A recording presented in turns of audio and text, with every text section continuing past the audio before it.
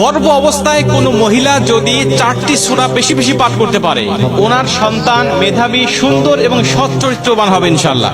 এই 4টি সূরা মা বোনদেরকে বলবো, যারা প্রেগনেন্ট, যারা গর্ভ অবস্থায় আছেন, আপনারা বেশি বেশি পাঠ করবেন। প্রয়োজনে এটা অন্যদেরকেও আপনারা শোনার সুযোগ করে দিবেন, আমল করার সুযোগ করে দিবেন, এটা জানাবেন।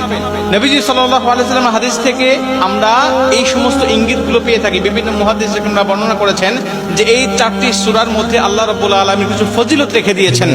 এই ফজিলত অনুযায়ী কোনো মহিলা যদি গর্ভ অবস্থায় বেশি বেশি পাঠ করতে পারে, তাহলে এর একটা ইফেক্ট তার সন্তানের উপরে পড়ে। বর্তমান বিজ্ঞান বলছে সন্তানের বয়স যখন 22 সপ্তাহ থেকে 32 সপ্তাহ পর্যন্ত হয়ে যায়, তখন মায়ের পেট থেকে সে বাহিরের সবকিছু শুনতে পারে। মা কি করছে, মা কি বলছে, এটা সে শুনতে পারে।